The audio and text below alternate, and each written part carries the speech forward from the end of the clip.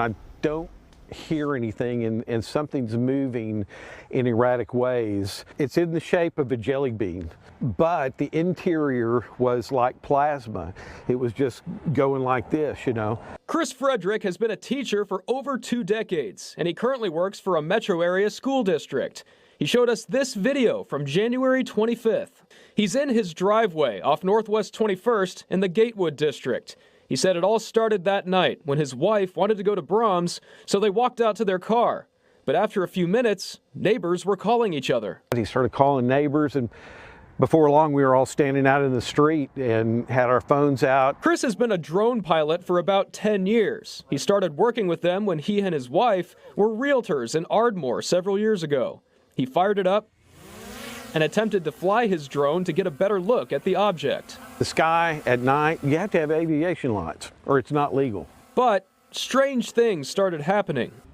My controller talks to me, and it said unable to take off, electromagnetic interference. After he recalibrated a few times, he eventually got it in the air and took these pictures of the object, which he estimates is around 1,500 feet off the ground. His drone was at about 400 feet when he took the pictures. It concerns me that something was up there at night at that altitude that could have been a hazard. He said his video function wouldn't work, which was odd. And there was something else. Only about 4 minutes and 18 seconds of flight time. It had a fresh battery in it. It has a 35-minute flight life.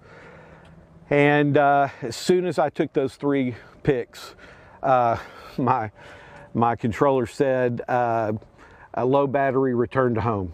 Chris and his wife kept seeing that object for about 4 hours that night.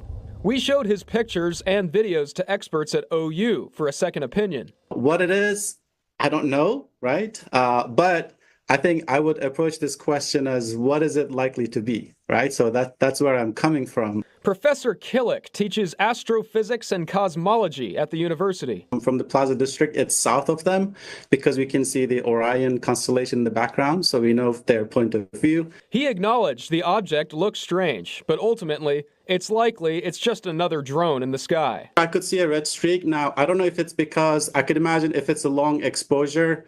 I don't know if it is. I don't know how long the exposure was, but, you know, a drone could have a red light on top of it, right? I mean, our planes have red lights on them. We took a look at the metadata, or digital picture information of the drone pictures. You can take a look at that info for all the images right here in Oklahoma City. Jason Berger, KOCO 5 News.